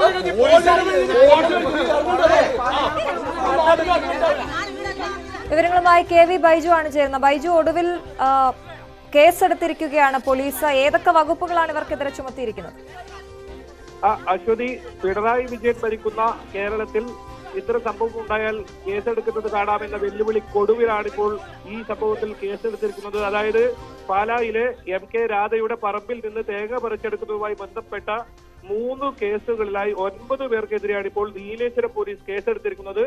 രാധയുടെ ചെറുമകൾ അരണ്യയുടെ പരാതിയിൽ പാലായിലെ CPM പ്രവർത്തകരായ VV ഉദയകുമാർ, K പത്മനാഭൻ തുടങ്ങി 4 പേർക്കെതിരെയും അതുപോലെ തന്നെ തേങ്ങ പറിക്കാനെത്തിയ തൊഴിലാളി പടന്നക്കാട്ടെ ഷാജിയുടെ പരാതിയിൽ K കുഞ്ഞമ്പു, VV ഉദയകുമാർ തുടങ്ങി 4 പേർക്കെതിരെയുമാണ് കേസെടുത്തത്. ഇതിനൊപ്പം പാലായിലെ ലസിതയുടെ പരാതിയിൽ പടന്നക്കാട്ടെ ഷാജിയുടെ പേരിലും പോലീസ് കേസെടുത്തിട്ടുണ്ട്. ഈ കുഞ്ഞമ്പു, ഉദയകുമാർ മറ്റു 2 പേരും ചേർന്ന് ഈ കയ്യേറ്റം ചെയ്തെന്നും ഭീഷണിപ്പെടുത്തിയെന്നുമാണ് ഈ ഷാജിയുടെ പരാതി. ഒപ്പം ഉദയകുമാറും പത്മനാഭനും മറ്റു 2 പേരും ചേർന്ന് ഭീഷണിപ്പെടുത്തിയെന്നും ചീത്ത വിളിച്ചതുമാണ് ഈ അനന്യയുടെ പരാതിയിൽ പറയുന്നത്. എന്തായാലും ഷാജി അസഭ്യം പറയുകയും ഭീഷണിപ്പെടുത്തിയെന്നും ലസിതയുടെ പരാതിയിൽ പറയുന്നുണ്ട്. നീലേശ്വരം ഇൻസ്പെക്ടർ KV ഉമേഷിനാണ് ഈ കേസെടുത്തത്. നേരത്തെ പാലായിലെ റെഗുലേറ്റർ കം ബ്രിഡ്ജിലെ സമീപന റോഡ്, അതായത് അപ്രോച്ച് റോഡുമായി ബന്ധപ്പെട്ട തർക്കത്തിൽ തുടർന്ന് 8 വർഷത്തോളമായി, അതായത് 2016 മുതൽ ഈ രാധയുടെ കുടുംബം ഊരുവിലക്ക് ഏറ്റെടുത്ത് ഒറ്റപ്പെട്ട് കഴിയുന്ന ഒരു സമീപനമായിരുന്നു. എന്തായാലും ഈ സ്ഥലം വിട്ടു നൽകാത്തതുമായി ബന്ധപ്പെട്ട തർക്കമാണ് ഇത്തരത്തിലുള്ള ഒരു ഊരുവിലക്കിന് കാരണമായത്. ശനിയാഴ്ചയാണ് ഈ പടന്നക്കാട്ട് നിന്നും തൊഴിലാളികളെ കൊണ്ടുവന്ന് തേങ്ങ പറിക്കുന്ന ഒരു സാഹചര്യം ഉണ്ടായത്. ഈ ദൃശ്യം വലിയ തോതിൽ സമൂഹ മാധ്യമങ്ങളിൽ ഉൾപ്പെടെ പ്രചരിച്ചിരുന്നു. കാഞ്ഞങ്ങാട് DYSPക്കായിരുന്നു പരാതി നൽകിയിരുന്നത്. എന്തായാലും ഒടുവിൽ വൈകിയാണെങ്കിലും CPM പ്രവർത്തകർക്കെതിരെ തന്നെ പോലീസ് ഇപ്പോൾ കേസെടുത്തിരിക്കുന്നു. അശ്വതി, ബൈജു, ഈ ദൃശ്യങ്ങൾ പകൽ വെളിച്ചത്തിലുള്ളതാണ്, അതുകൊണ്ട് ഒരു കാഴ്ചക്കുറവുമില്ല, നന്നായി തന്നെ കാണാം. ഈ പരാതികളെല്ലാം കഴമ്പുള്ളതാണെന്ന് ഈ ദൃശ്യം ആദ്യം കണ്ടവർക്ക് തന്നെ മനസ്സിലാകും. പ്രഥമ ദൃഷ്ട്യാ തന്നെ അത് വ്യക്തവുമാണ്. ഇപ്പോൾ അതിൽ കേസെടുത്തിരിക്കുന്നു എന്ന് പറയുമ്പോൾ CPM ഇതിലിപ്പോൾ എന്ത് മറുപടിയാണ് നൽകുന്നത്? തീർച്ചയായും CPM പറഞ്ഞിരുന്നത് ഈ പുറത്തു നിന്നും തെങ്ങുകയറ്റ തൊഴിലാളികളെ കൊണ്ടുവന്നത് തടയുക മാത്രമാണ് ഉണ്ടായിരുന്നത് എന്ന ഒരു വാദമാണ് CPM പത്രക്കുറിപ്പിലൂടെ പുറത്തിറക്കിയത്. അതേസമയം ഇപ്പോൾ കേസെടുത്തിരിക്കുന്നത് ഇത്തരത്തിൽ അസഭ്യം പറയുന്നത് ദൃശ്യങ്ങളിൽ നിന്ന് തന്നെ വ്യക്തമാണ്. ഇവരുടെ കയ്യിൽ കത്തി ഒക്കെ ഉപയോഗിച്ചാണ് ഈ ഭീഷണിപ്പെടുത്തുന്നത്. വലിയ തോതിൽ ചീത്ത അസഭ്യം പറയുന്നുണ്ട്. ഒപ്പം വളരെ പ്രധാനപ്പെട്ടത് പിണറായി വിജയൻ ഭരിക്കുന്ന കേരളം എന്നറിയില്ലേ, അതുകൊണ്ട് നിങ്ങൾ പോയി കേസ് കൊടുക്കുക എന്ന ഒരു വെല്ലുവിളിയാണ് ഈ CPM പ്രവർത്തകർ ഉയർത്തിയിരുന്നത്. എന്തായാലും ഇതിനൊടുവിൽ ഈ വെല്ലുവിളിക്കിടയിലും ഇപ്പോൾ പോലീസ് കേസെടുത്തിരിക്കുന്നു എന്നതാണ്. എന്തായാലും നിസാര വകുപ്പുകൾ ചുമത്തിയാണ് കേസെടുത്തിരിക്കുന്നത് നിലവിൽ എന്തായാലും നമുക്കറിയാൻ സാധിക്കുന്നത്. പക്ഷേ ഈ കാര്യത്തിൽ പോലീസ് കേസെടുത്തിരിക്കുന്നു. ഇത്തരത്തിൽ 9 പേർക്കെതിരെ കേസെടുത്തിരിക്കുന്നു. ഈ തെങ്ങുകയറ്റ തൊഴിലാളിക്കെതിരെയും കേസെടുത്തിട്ടുണ്ട് CPM പ്രവർത്തകരുടെ പരാതിയിൽ. ഇതിൽ മൊത്തം 9 കേസുകളാണ് ഇപ്പോൾ 9 പേർക്കെതിരെയാണ് ഇപ്പോൾ കേസെടുത്തിരിക്കുന്നത്. എന്തായാലും ഈ ദൃശ്യം വലിയ തോതിൽ പ്രചരിച്ചിരുന്നു, വലിയ ചർച്ചയുമായിരുന്നു, കഴിഞ്ഞ ദിവസത്തെ വലിയ വാർത്തയുമായിരുന്നു. ശനിയാഴ്ചയാണ് ഈ സംഭവം നടന്നത്. ഇവർ തന്നെയാണ് ഈ രാധയുടെ ചെറുമകൾ തന്നെയാണ് ഈ വീഡിയോ ചിത്രീകരിച്ചിരുന്നത്. നേരത്തെയും ഇവർക്കെതിരെ വലിയ തോതിലുള്ള ആക്രമണം ഉണ്ടായിരുന്നു. 8 വർഷമായി, നേരത്തെ സൂചിപ്പിച്ചതുപോലെ തന്നെ 8 വർഷമായി ഊരുവിലക്ക് നേരിടുന്ന ഒരു കുടുംബമാണ്. ഇത്തരത്തിൽ പുറത്തു നിന്നും തേങ്ങ പറിക്കാനായി ആളെ കൊണ്ടുവന്നത്. അത് തടയുകയും പിന്നീട് വലിയ തോതിൽ ഇവരെ ഭീഷണിപ്പെടുത്തുകയൊക്കെ ചെയ്യുന്നതായിരുന്നു ഈ ദൃശ്യങ്ങളിൽ ഉണ്ടായിരുന്നത്. ആ ദൃശ്യങ്ങളിൽ നമുക്ക് വ്യക്തമാണ് അത്തരത്തിൽ. അതാണ് ബൈജു നേരത്തെ പറഞ്ഞതുപോലെ കയ്യിൽ വാക്കത്തിയൊക്കെ ആയാണ് വന്ന ഭീഷണി മുഴക്കുന്നത്. ഈ ദൃശ്യം പകർത്തുന്ന അനന്യക്കെതിരെ ഒരാൾ പാഞ്ഞു വരുന്നത് നമുക്ക് ദൃശ്യത്തിൽ കാണാം. പക്ഷെ അനന്യ നല്ല ബോൾഡായി തന്നെ നിൽക്കുന്നു. എന്ത് ചെയ്യുമെന്ന് ചോദിക്കുന്നു, എന്നെ തൊട്ടുപോകരുതെന്ന് പറയുന്നു. ഇതെല്ലാം വ്യക്തമായ ദൃശ്യങ്ങളുണ്ട്. പക്ഷെ ഇപ്പോഴും പറമ്പിൽ അതിക്രമിച്ച് കടക്കൽ, അസഭ്യം പറയൽ, ഭീഷണിപ്പെടുത്തൽ, കയ്യേറ്റം, നിസ്സാര വകുപ്പുകളാണ് ചുമത്തിയിരിക്കുന്നത് അല്ലേ? തീർച്ചയായും ജാമ്യം ലഭിക്കാവുന്ന, അതായത് സ്റ്റേഷനിൽ ജാമ്യം ലഭിക്കാവുന്ന കുറ്റങ്ങൾ മാത്രം ചുമത്തിയാണ് ഇപ്പോൾ നീലേശ്വരം പോലീസ് കേസെടുത്തിരിക്കുന്നത്. എന്തായാലും ഈ CPM പ്രവർത്തകൻ വെല്ലുവിളിച്ചതുപോലെ തന്നെ പോയി കേസ് കൊടുക്കുക, വളരെ ധൈര്യത്തോടു കൂടിയാണ് അയാൾ പറയുന്നത്. പിണറായി ഭരിക്കുന്ന നാടാണ്, അതുകൊണ്ട് പോയി കേസ് കൊടുക്കുന്നത്. അതുപോലെ തന്നെ സംഭവിച്ചിരിക്കുന്നു. കേസ് ഏതായാലും എടുത്തിരിക്കുന്നു. പക്ഷേ പേരിനൊരു കേസ് എടുത്തിരിക്കുന്നു. ഇത് വലിയ തോതിൽ വാർത്തയായതോടുകൂടി ഈ ദൃശ്യങ്ങളില്ലെങ്കിൽ ഒരു പക്ഷേ ഇവർക്ക് നീതി കിട്ടുമോ എന്ന കാര്യത്തിൽ പോലും ഇത്രയെങ്കിലും നീതി കിട്ടുമോ എന്ന കാര്യത്തിൽ വളരെ സംശയമുണ്ട്. ഏതായാലും തെരഞ്ഞെടുപ്പ് കാലമാണ്, CPM-നെ വലിയ പ്രതിരോധത്തിലാക്കിയതാണ്. ആ സമയത്താണ് ഇത് പുറത്തു നിന്നും തെങ്ങുകയറ്റ തൊഴിലാളികളെ കൊണ്ടുവന്നതിന് വാക്കുതർക്കം, അതായത് പ്രദേശവാസികൾ വാക്കുതർക്കമുണ്ടായത് മാത്രമാണ് CPM-ന് ഇതിൽ യാതൊരു പങ്കുമില്ല എന്നൊരു പത്രക്കുറിപ്പ് CPM പുറത്തിറക്കിയത്. എന്തായാലും CPM പ്രവർത്തകർക്കെതിരെ തന്നെയാണ്. നമുക്കറിയാം, പാലായി എന്ന് പറഞ്ഞാൽ CPM-ന്റെ ശക്തി കേന്ദ്രമാണ്. അവിടെ CPM മാത്രം ഉള്ള ഒരു പ്രദേശമാണ്. നീലേശ്വരത്തിന് തൊട്ടടുത്താണ് പാലായി എന്ന് പറയുന്ന സ്ഥലം. ഇത് CPM-ന്റെ ശക്തി കേന്ദ്രമാണ്. ഇവിടെയാണ് ഈ സംഭവം നടന്നത്. എന്തായാലും ഈ ദൃശ്യം ഇവർ ചിത്രീകരിച്ചുകൊണ്ട് മാത്രമാണ് ഈ പോലീസ് ഇപ്പോൾ കേസെടുക്കാനെങ്കിലും തയ്യാറായത്. വലിയ തോതിൽ ഇത് വാർത്തയാകുകയും ചെയ്തതോടുകൂടിയാണ് ഇപ്പോൾ കേസെടുത്തിരിക്കുന്നത്. ഏതായാലും ഇത്തരത്തിൽ നിസാര വകുപ്പുകൾ ചുമത്തിയാണ് ഇപ്പോൾ. അതാണ് ബൈജു, CPM നേതാക്കളുടെ അസഭ്യ വർഷം കൊണ്ട് ആ ദൃശ്യങ്ങൾ പ്രേക്ഷകരിലേക്ക് എത്തിക്കണമെങ്കിൽ അത് ബീപ് സൗണ്ട് ഇടാതെ പോലും നമുക്ക് എത്തിക്കാനാകാത്ത അവസ്ഥയിലാണ്. അത്രത്തോളം അസഭ്യ വർഷമാണ് ആ കുടുംബത്തിനെതിരെ ചൊരിയുന്നത്. ഒപ്പം ഈ 8 വർഷം CPM ഊരുവിലക്കി എന്ന് പറയുമ്പോൾ അവർ അനുഭവിക്കുന്ന ഒരു ബുദ്ധിമുട്ടുണ്ടല്ലോ, അതും കൂടി നമ്മൾ പറയണമല്ലോ. ഈ പാലായി ഷട്ടർ കം ബ്രിഡ്ജുമായി ബന്ധപ്പെട്ട അപ്രോച്ച് റോഡിന്റെ സ്ഥലം ഏറ്റെടുപ്പ്, അതാണ് ഇതിന് ഒക്കെ കാരണമെന്ന് പറയുമ്പോൾ കണ്ടുകൊണ്ടിരിക്കുന്ന പ്രേക്ഷകർക്കും അത് എന്താണെന്നൊക്കെ അറിയാനൊരു ആഗ്രഹം കാണും. എന്താണ് അത്തരത്തിൽ ഈ കുടുംബവുമായി ഇപ്പോൾ ഇത്രയും പ്രശ്നമുണ്ടാകാനുള്ള കാരണം? തീർച്ചയായും പാലായി ഷട്ടർ കം ബ്രിഡ്ജുമായി ബന്ധപ്പെട്ട അപ്രോച്ച് റോഡ് ഇവരുടെ സ്ഥലത്തുകൂടിയാണ് പോകുന്നത്. അതുകൊണ്ട് തന്നെ ഇവർ ഒരു കോടതിയിൽ കേസ് കൊടുക്കുന്ന ഒരു സാഹചര്യം ഉണ്ടായിരുന്നു. എന്തായാലും അത് CPM ആ കാര്യത്തിൽ വ്യക്തമാക്കുന്നത് ആ കേസ് കോടതിയിൽ തള്ളിയിരിക്കുന്നു. ഇവർ കൊടുത്തിരിക്കുന്ന കേസ് തള്ളിയിരിക്കുന്നു. അതുകൊണ്ടാണ് ഇവർ ഇത്തരത്തിൽ പുതിയ ആരോപണവുമായി CPM-നെതിരെ രംഗത്ത് വന്നിരിക്കുന്നത് എന്ന ഒരു വിശദീകരണം കൂടി ഈ CPM-ന്റെ ഭാഗത്തു നിന്നും ഉണ്ടായിരുന്നു. ആ കോടതി കേസ് തള്ളിയതിൽ വീണ്ടും പ്രശ്നമുണ്ടാക്കാൻ, പ്രകോപനമുണ്ടാക്കാൻ ഈ കുടുംബം ഈ ഇത്തരത്തിൽ വീഡിയോ ദൃശ്യം ചിത്രീകരിച്ച് രംഗത്ത് വരുന്ന സാഹചര്യമാണെന്ന തരത്തിലുള്ള ഒരു വ്യാഖ്യാനം കൂടി CPM-ന്റെ ഭാഗത്തു നിന്നുണ്ടായിരുന്നു. എന്തായാലും ഇപ്പോൾ ഈ സംഭവത്തിൽ നിസാര വകുപ്പുകൾ ചുമത്തിയാണെങ്കിലും കേസെടുക്കുന്ന ഒരു സാഹചര്യം എന്തായാലും ഉണ്ടായിരിക്കുന്നു. അശ്വതി, ശരി ബൈജു. എന്തായാലും ബൈജു നേരത്തെ പറഞ്ഞത് വളരെ പ്രധാനം. ഈ ഒരു ദൃശ്യം ഇല്ലായിരുന്നുവെങ്കിൽ ഒരുപക്ഷെ ഈ കേസെടുക്കൽ പോലും നടക്കില്ലായിരുന്നു, അവർക്ക് നീതി ലഭിക്കില്ലായിരുന്നു എന്നാണ് ബൈജു പറഞ്ഞത്. എന്തായാലും ആ ദൃശ്യങ്ങൾ ഒരിക്കൽ കൂടി നമുക്ക് കാണാം.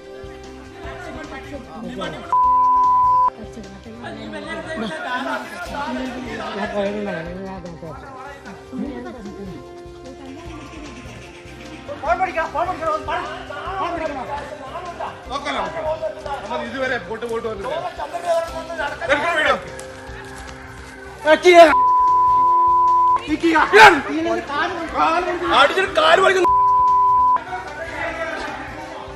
നിനക്ക് അറിയാം നീ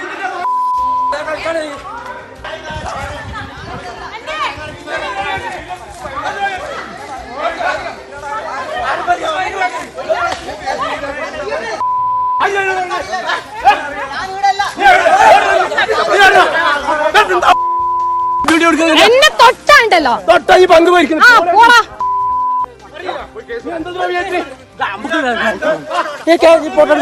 മാറ് മാറ് മാറ് എന്റെ അടുത്തല്ലേ നിൽക്കണം. മാറ്. നീ തേങ്ങ ഒഴിക്കുന്ന ആളുടെ നോക്കണം നീ.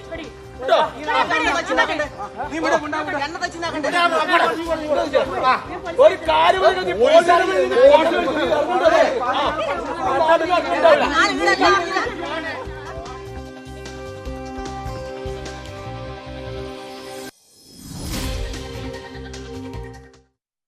എന്തായാലും 9 പേർക്കെതിരെ കേസെടുത്തിരിക്കുന്നു. നിസ്സാര വകുപ്പുകൾ ചുമത്തി എന്നുള്ളതാണ് ആ വാർത്തയിലുള്ള പുതിയ കാര്യം.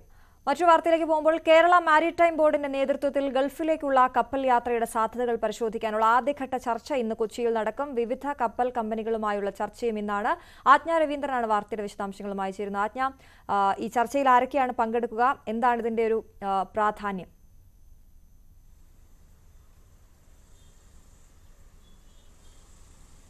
അശ്വതി, കേരളത്തിൽ നിന്നും ഗൾഫിലേക്കുള്ള കപ്പൽ സർവീസ് എന്നുള്ള സ്വപ്നം യാഥാർത്ഥ്യമാക്കുന്നതിന് വേണ്ടിയാണ് ഇപ്പോൾ മാരിടൈം ബോർഡിന്റെ നേതൃത്വത്തിൽ ഈ മീറ്റിംഗ് കൂടുന്നത്. വിവിധ കപ്പൽ കമ്പനികളുമായി ഇത് സംബന്ധിച്ച അഭിപ്രായം ആരായാൻ വേണ്ടിയിട്ടാണ് ഇപ്പോൾ യോഗം മാരിടൈം ബോർഡ് ഈ യോഗം വിളിച്ചിരിക്കുന്നത്.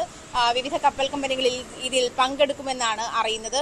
ഇന്നാണ് ഇതിന്റെ അതായത് ഗൾഫിലേക്കുള്ള കപ്പൽ യാത്ര എന്നതിന്റെ ആദ്യഘട്ട ചർച്ച ഇന്നാണ് നടക്കുന്നത്. 10,000 രൂപയ്ക്ക് ഗൾഫ് രാജ്യങ്ങളിലേക്ക് കേരളത്തിൽ നിന്നും കപ്പൽ യാത്ര എന്നുള്ള സ്വപ്ന പദ്ധതിയാണ് ഇതിലൂടെ സാക്ഷാത്കരിക്കാൻ സർക്കാർ ലക്ഷ്യമിടുന്നത്. അതുകൊണ്ട് തന്നെ കഴിഞ്ഞ ആഴ്ച വിവിധ കപ്പൽ യാത്രകൾക്ക് താല്പര്യമുള്ള പ്രവാസികളിൽ നിന്നും അപേക്ഷകൾ ക്ഷണിച്ചിരുന്നു.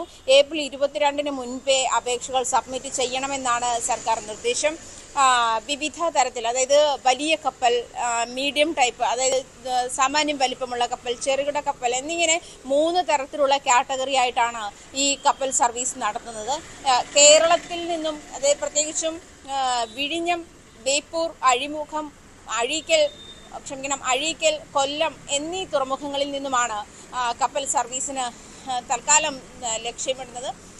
17 ചെറുകിട തുറമുഖങ്ങൾ സംയോജിപ്പിച്ചിട്ടാണ് ഈ പദ്ധതി നടത്താൻ കേരള മാരിടൈം ബോർഡ് ലക്ഷ്യം വെക്കുന്നത്. ഈ ഒരു സാഹചര്യത്തിൽ ഒരു വലിയ പദ്ധതിയായി കുറച്ചു കാലമായി സർക്കാരിന്റെ പരിഗണനയിലുള്ള ഒരു വലിയ പദ്ധതിയാണ് കേരളത്തിൽ നിന്നും ഗൾഫ് രാജ്യങ്ങളിലേക്കുള്ള ഈ കപ്പൽ സർവീസ് എന്നുള്ളത്.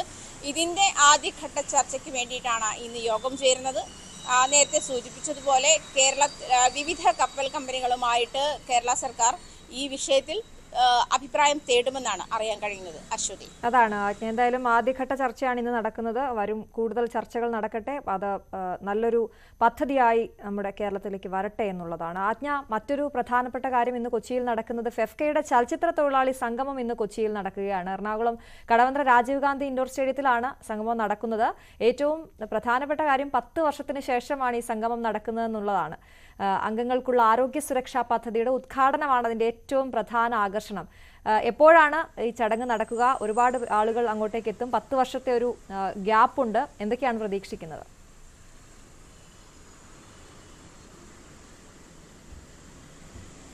അശ്വതി സൂചിപ്പിച്ചതുപോലെ ഒരു ദശാബ്ദത്തിന് ശേഷമാണ് ഫെഫ്കയുടെ ഈ ഒരു മീറ്റിംഗ് കൂടുന്നത്. ഫെഫ്കയുടെ ചലച്ചിത്ര തൊഴിലാളി സംഗമം എന്നാണ് ഈ സമ്മേളനത്തിന് അവർ പേരിട്ടിരിക്കുന്നത് തന്നെ. അശ്വതി സൂചിപ്പിച്ച പോലെ തൊഴിലാളി മേഖലകളിലെ അതായത് സിനിമാ മേഖലയിലെ തൊഴിലാളി പ്രശ്നങ്ങൾ പരിഹരിക്കുക, തൊഴിലാളികളുടെ ആരോഗ്യ രക്ഷ ഉറപ്പുവരുത്തുക തുടങ്ങിയ കാര്യങ്ങൾ ലക്ഷ്യമിട്ടിട്ടാണ് ഇപ്പോൾ ഈ സമ്മേളനം കൂടിയിരിക്കുന്നത്. ആരോഗ്യ രംഗത്തെ ഇൻഷുറൻസ് പദ്ധതിയാണ് പ്രത്യേകിച്ചും പ്രധാന അജണ്ടയായിട്ട് ഈ സമ്മേളനത്തിൽ ഉൾക്കൊള്ളിച്ചിരിക്കുന്നത്. അതായത് ഒരാൾക്ക് ഒരു വർഷം 3 ലക്ഷത്തിന് മേലെ കവറേജ് നൽകുന്ന ഇൻഷുറൻസ് ഉറപ്പുവരുത്തുക. ഒരാൾ 3000 രൂപ എന്നുള്ള തരത്തിൽ ഇൻഷുറൻസ് ഏർപ്പെടുത്താനാണ്, ഒരു വർഷത്തേക്ക് 3000 രൂപ എന്നുള്ള തരത്തിൽ ഇൻഷുറൻസ് ഏർപ്പെടുത്താനാണ് ഫെഫ്ക ഇപ്പോൾ ലക്ഷ്യമിട്ടിരിക്കുന്നത്. എന്തായാലും നേരത്തെ സൂചിപ്പിച്ചതുപോലെ തൊഴിലാളി മേഖലയിലെ, അതായത് ചലച്ചിത്ര മേഖലയിലെ തൊഴിലാളി പ്രശ്നങ്ങൾ പരിഹരിക്കുക, പ്രശ്നങ്ങൾ ചർച്ച ചെയ്യുക തുടങ്ങിയ കാര്യങ്ങൾ, പ്രത്യേകിച്ചും ആരോഗ്യ ഇൻഷുറൻസിന്റെ കാര്യം ഉറപ്പുവരുത്തുക തുടങ്ങിയ കാര്യങ്ങൾ ലക്ഷ്യമിട്ടിട്ടാണ് എന്തായാലും ഇന്ന് ഇവിടെ ഫെഫ്ക തൊഴിലാളി സംഗമം സംഘടിപ്പിക്കുന്നത്. ഇന്ന് അതുകൊണ്ട് തന്നെ എറണാകുളത്ത് ചലച്ചിത്ര മേഖലയിലെ പ്രമുഖരെല്ലാം എറണാകുളത്ത് എത്തിയിട്ടുണ്ട് എന്നാണ് മനസ്സിലാക്കുന്നത്. അശ്വതി, ശരി, എന്തായാലും ഫെഫ്കയുടെ ചലച്ചിത്ര തൊഴിലാളി സംഗമത്തിന്റെ വാർത്തകൾ വരും മണിക്കൂറിലും പ്രേക്ഷകരിലേക്ക് എത്തിക്കാം. ആജ്ഞ രവീന്ദ്രനാണ് അവിടെ നിന്ന് വിവരങ്ങൾ നൽകിയത്. മറ്റു വാർത്തകൾ ഇടവേളയ്ക്ക് ശേഷം.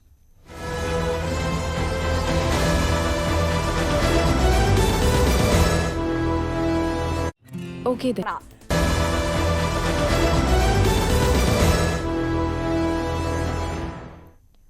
ചില പ്രധാനപ്പെട്ട കേസുകൾ ഇന്ന് കോടതിയിൽ വരുന്നുണ്ട്. മാസപ്പടി വിവാദത്തിൽ മുഖ്യമന്ത്രിയുടെ മകൾ വീണ വിജയൻ ഉൾപ്പെടെയുള്ളവർക്കെതിരെ മാത്യു കുഴൽനാടൻ MLA നൽകിയ ഹർജി തിരുവനന്തപുരം വിജിലൻസ് കോടതി ഇന്ന് വീണ്ടും പരിഗണിക്കുകയാണ്. നേരത്തെ കേസ് പരിഗണിച്ച കോടതി വിജിലൻസിനോട് അന്വേഷണ പുരോഗതി അറിയിക്കാൻ ഉത്തരവിട്ടിരുന്നു. തെരഞ്ഞെടുപ്പ് പ്രചാരണം ചൂടുപിടിച്ചിരിക്കെ കേസുമായി ബന്ധപ്പെട്ട കോടതിയുടെ ഭാഗത്തു നിന്നുണ്ടാകുന്ന തുടർ നീക്കങ്ങൾ മുഖ്യമന്ത്രിക്കും സർക്കാരിനും നിർണായകമാകും.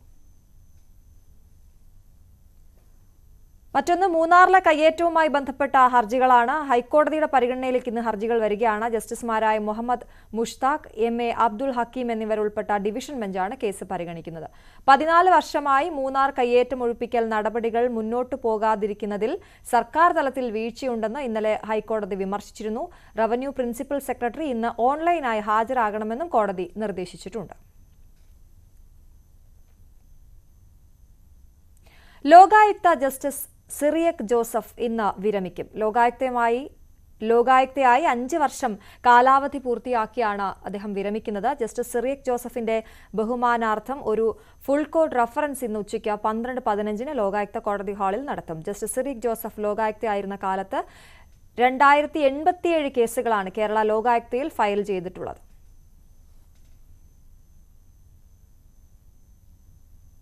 ലോകത്തെ ഞെട്ടിച്ച ഒരു അപകടമായിരുന്നു കഴിഞ്ഞ ദിവസം അമേരിക്കയിലുണ്ടായത്. അമേരിക്കയിലെ ബാൾട്ടിമോറിൽ ചരക്ക് കപ്പലിടിച്ച് പാലം തകർന്നുണ്ടായ അപകടത്തിൽ നദിയിൽ വീണ 6 പേർക്കായുള്ള തെരച്ചിൽ അവസാനിപ്പിച്ചു എന്നുള്ളതാണ്. അതേസമയം കപ്പലിലുണ്ടായിരുന്ന 22 ഇന്ത്യക്കാർ സുരക്ഷിതരാണ് എന്ന വിവരവും പുറത്തുവരുന്നു.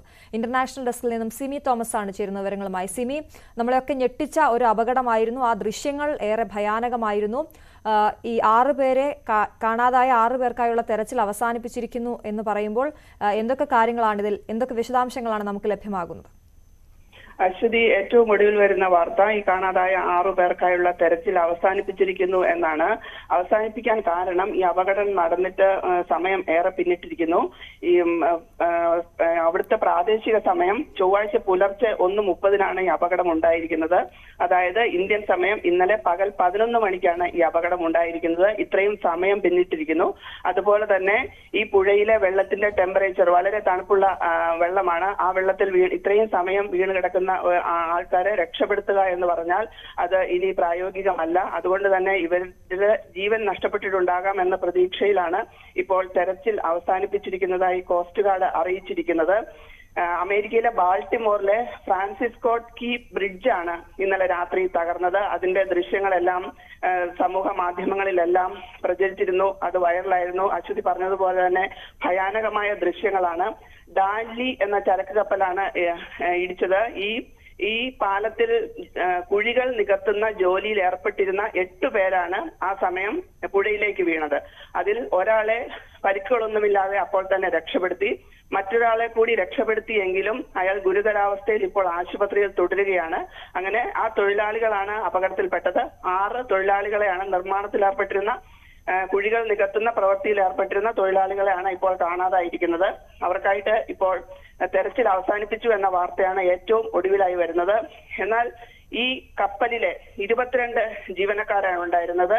2 പൈലറ്റും മറ്റ് ജീവനക്കാരും ഉൾപ്പെടെ.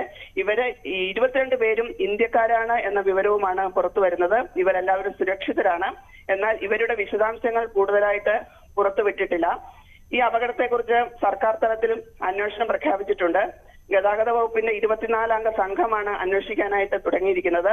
ഇതിലൊരു അട്ടിമറി സാധ്യത ഇല്ല എന്നാണ് അവിടുത്തെ അമേരിക്കയുടെ മേരിലാൻഡ് ഗവർണർ വെസ്മോർ അറിയിച്ചിരിക്കുന്നത്. അപകടം തന്നെയാണ് എന്നുള്ളതാണ് പ്രാഥമിക നിഗമനം. അതേസമയം എന്തുകൊണ്ടാണ് ഈ അപകടം എന്നത് സംബന്ധിച്ച് വിശദമായ അന്വേഷണം നടന്നാൽ മാത്രമേ മനസ്സിലാകുകയുള്ളൂ. അത് എഞ്ചിൻ തകരാർ മൂലമാകാം, അത് സ്റ്റിയറിംഗിന്റെ തകരാർ മൂലമാകാം, അല്ലെങ്കിൽ ജനറേറ്റർ ബ്ലാക്ക് ഔട്ട് ആയത് മൂലമാകാം, അല്ലെങ്കിൽ പൈലറ്റിന്റെ പിഴവാകാം. ഇതിൽ ഏതാണ് എന്നുള്ളത് അന്വേഷണത്തിലൂടെ മാത്രമേ കണ്ടെത്താൻ സാധിക്കുകയുള്ളൂ. സിനർജി മറൈൻ ഗ്രൂപ്പിന്റെ കപ്പലാണ് ഇത്തരത്തിൽ അപകടം ഉണ്ടാക്കിയത്. ഡാലി എന്ന ഭീമൻ ചരക്ക് കപ്പല്, ഗ്രേസ് ഓഷ്യസ് പ്രൈവറ്റ് ലിമിറ്റഡ് എന്ന സിംഗപ്പൂർ പതാകയുള്ള കപ്പലിന്റെ ഗ്രേസ് ഓഷ്യസ് പ്രൈവറ്റ് ലിമിറ്റഡ് ആണ് ഈ കപ്പലിന്റെ ഉടമ. കപ്പൽ പടാസ്കോ നദിയിലൂടെ സഞ്ചരിക്കുമ്പോഴായിരുന്നു അപകടം ഉണ്ടായത്. ബാൾട്ടിമോറിൽ നിന്ന് ശ്രീലങ്കയിലെ കൊളംബോയിലേക്ക് പോവുകയായിരുന്നു. ഈ പാലത്തിനടുത്തെത്തിയപ്പോൾ നമ്മൾ ദൃശ്യങ്ങളിൽ കാണുന്നത് പോലെ പാലത്തിനടുത്തെത്തിയപ്പോൾ ചെറുതായി ദിശ മാറി കപ്പലിൽ നിന്ന് ചെറുതായി പുക ഉയരാൻ തുടങ്ങി. കപ്പലിലെ വൈദ്യുതി നിലച്ചു, ലൈറ്റുകൾ അണഞ്ഞു. പെട്ടെന്ന് ആ പാലത്തിലെ തൂണിലേക്ക് വന്നിടിക്കുകയായിരുന്നു. ഉടൻ തന്നെ പാലം തകർന്നു വീഴുന്ന, പല കഷ്ണങ്ങളായി തകർന്നു വീഴുന്ന കാഴ്ചയാണ് കണ്ടത്.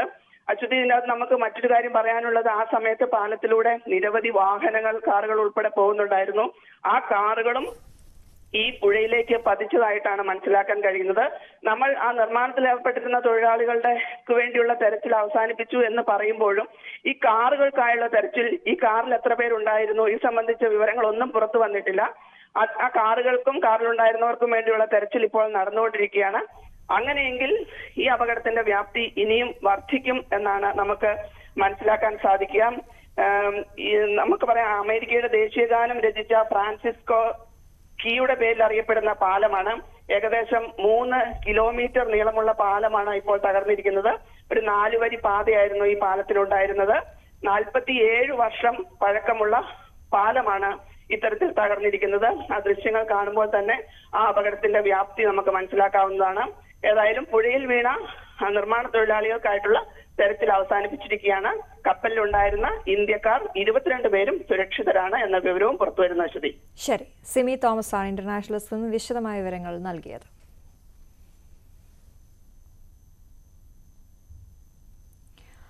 പഴയകാല ചെസ് പ്രേമികളും കളിക്കാരും സജീവമായതോടെ കൊയിലാണ്ടിയിൽ ചെസ്സിന് പുതിയ ആവേശമാണ്. നിരവധി മത്സരങ്ങളിൽ ജേതാക്കളായവരാണ് ഇക്കൂട്ടത്തിൽ ഉള്ളത്.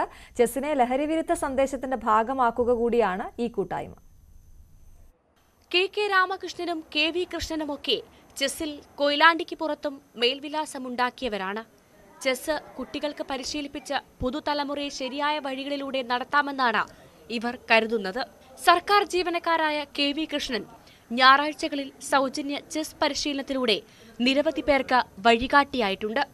കെ രാമകൃഷ്ണന്റെ നേതൃത്വത്തിൽ തുടങ്ങിയ ലിറ്റിൽ മാസ്റ്റേഴ്സ് ചെസ് സ്കൂൾ ഇന്ന് കൊയിലാണ്ടിക്കാർക്ക് സുപരിചിതമാണ്. 5 പേർക്ക് ഫിഡെ റേറ്റിംഗ് ലഭിച്ചു. 13 പേർ വിവിധ തലങ്ങളിൽ ജേതാക്കളായി. സംസ്ഥാന താരം KN ഋതികയുൾപ്പെടെയുള്ളവർ കൈവരിച്ച നേട്ടം ലിറ്റിൽ മാസ്റ്റേഴ്സിന്റെ അഭിമാനമായി. അപ്പോൾ ഞങ്ങളുടെ കുട്ടികൾ ഈ വർഷം തന്നെ 10 കുട്ടികൾ ഈ വർഷം സബ് ജില്ലാ ചാമ്പ്യന്മാരാണ്. 1ാം സ്ഥാനത്തോടു കൂടി ജില്ലയിലേക്ക് മത്സരിച്ചിട്ടുണ്ട്. ജില്ലയിലേക്ക് 2 കുട്ടികൾ പോയി. ജില്ലയിൽ നിന്ന് 2 കുട്ടികൾ സംസ്ഥാന മത്സരത്തിൽ പോയി. അതിൽ ഒരാൾ കേരള ടീമിലേക്ക് കയറി വെല്ലൂർ തമിഴ്നാട് വെച്ച് നടന്ന നാഷണൽ സ്കൂൾ മത്സരത്തിൽ പാർട്ടിസിപ്പേറ്റ് ചെയ്ത് വന്നതാണ്. ആ പാർട്ടിസിപ്പേഷൻ സർട്ടിഫിക്കറ്റ് +1 പഠിക്കുന്ന എൻ്റെ മകളാണ് പോയത്. അപ്പോൾ ആ പാർട്ടിസിപ്പേഷൻ സർട്ടിഫിക്കറ്റ് വളരെ എൻട്രൻസിനൊക്കെ മാർക്ക് കൊടുക്കുന്ന രീതിയിൽ വളരെ ഉപകാരപ്രദമാണെന്നുള്ളത് മനസ്സിലായതുകൊണ്ട് തന്നെ ഇതിന് വലിയ പ്രാധാന്യമുണ്ടെന്ന് മനസ്സിലാക്കാണ്. 100ലേറെ കിലോമീറ്റർ അകലെയുള്ളവർ പോലും ഇപ്പോൾ ഇവിടെ ചെസ് പരിശീലിക്കാനെത്തുന്നുണ്ട്. കോളേജ്, സ്കൂൾ തലങ്ങളിലും നല്ല നേട്ടം പരിശീലനം ലഭിച്ചവർക്ക് കൈവരിക്കാനുമായി. ഞാൻ 5ാം ക്ലാസ് തൊട്ടാണ് ചെസ് പഠിച്ചത്. അപ്പോൾ എനിക്ക് എൻ്റെ അക്കാഡമിക്സിൽ ഒരുപാട് നേട്ടങ്ങൾ കിട്ടിയിട്ടുണ്ട്. IQ കൂടും, പിന്നെ മെൻ്റൽ എബിലിറ്റി, ക്രിയേറ്റിവിറ്റി, അങ്ങനെ എല്ലാ കാര്യത്തിലും എന്നെ ഹെൽപ്പ് ചെയ്ത ഒന്നാണ് ചെസ്. ഒഴിവ് ദിവസങ്ങളിലാണ് പരിശീലനം. ലഹരി വിരുദ്ധ ക്യാമ്പയിന്റെ ഭാഗമായുള്ള ചെസ് മത്സരങ്ങളും ലിറ്റിൽ മാസ്റ്റേഴ്സ് വിവിധയിടങ്ങളിൽ നടത്തിയിട്ടുണ്ട്. ന്യൂസ് 18 കൊയിലാണ്ടി. ഇനി നമുക്കൊരു തണ്ണിമത്തൻ കൃഷിയുടെ വാർത്തയിലേക്ക് പോകാം. തണ്ണിമത്തൻ കൃഷിയിൽ വിജയഗാഥ രചിക്കുകയാണ് കാസർഗോഡ് പാടിയിലെ പ്രേമ. 1 ഏക്കറോളം സ്ഥലത്താണ് 1 ടൺ തണ്ണിമത്തൻ പ്രേമ വിളയിച്ചിരിക്കുന്നത്. എന്തായാലും ഈ കാഴ്ചയോടെ വാർത്താരംഭം ഇവിടെ പൂർണ്ണമാവുകയാണ്. നമസ്കാരം. പരീക്ഷണാടിസ്ഥാനത്തിലാണ് കാസർഗോഡ് പാടിയിലെ പ്രേമ തണ്ണിമത്തൻ കൃഷി ആരംഭിച്ചത്. 1 വർഷം മുൻപ് പമ്പ്രാണയിലെ 2.5 ഏക്കർ സ്ഥലം പാട്ടത്തിനെടുത്ത് 20 സെന്റ് സ്ഥലത്തായിരുന്നു തണ്ണിമത്തൻ കൃഷി ഇറക്കിയത്. 2 മാസത്തെ കാത്തിരിപ്പിനൊടുവിൽ ലഭിച്ചത് പ്രതീക്ഷിക്കാത്ത വിളവും. അങ്ങനെ ഇത്തവണ 20 സെന്റ് എന്നത് 1 ഏക്കറിൽ വ്യാപിപ്പിച്ചു. 13 പശുക്കളുള്ള ഈ കർഷകയുടെ കൃഷിക്ക് ചാണകം മാത്രമാണ് വളമായി ഉപയോഗിക്കുന്നത്. ജൈവ രീതിയിലുള്ള കൃഷിയിൽ ഇത്തവണ വിളവെടുപ്പിൽ ലഭിച്ചത് 1 ടൺ തണ്ണിമത്തനാണ്. കഴിഞ്ഞ 2 വർഷമായി ഞാൻ ഈ കൃഷി ചെയ്തുകൊണ്ടിരിക്കുകയാണ്. ഇപ്രാവശ്യം നല്ലൊരു മികച്ച വിളവ് എനിക്ക് ലഭിച്ചിട്ടുണ്ട്. തികച്ചും ജൈവ രീതിയിലുള്ള കൃഷിയാണ് ചെയ്തിരിക്കുന്നത്. പശു മൂത്രവും അതിൻ്റെ ചാണകപ്പൊടി ഉപയോഗിച്ചിട്ടുള്ള കൃഷിയാണ് ഇപ്രാവശ്യം ചെയ്തത്. അതുകൊണ്ട് തന്നെ നല്ലൊരു റിസൾട്ട് ഞാനിതിൽ നിന്ന് പ്രതീക്ഷിക്കുന്നുണ്ട്. ഏകദേശം 1 ലക്ഷം വരുമാനം എനിക്ക് കിട്ടാനുള്ള സാധ്യത എനിക്ക് കാണാൻ കഴിയുന്നുണ്ട്. കുടുംബശ്രീ CDS വഴി ലഭിച്ച വിത്തിനമാണ് കൃഷിക്കായി ഉപയോഗിച്ചത്. 73 ദിവസത്തോളം തണ്ണിമത്തൻ പാകമാകാനെടുത്തു. കൃഷിക്കായി ജീവിതം മാറ്റിവെച്ച പ്രേമയുടെയും ഭർത്താവ് കമലാക്ഷന്റെയും അധ്വാനത്തിന്റെ ഫലമാണ് തണ്ണിമത്തൻ കൃഷിയുടെ വിജയഗാഥ.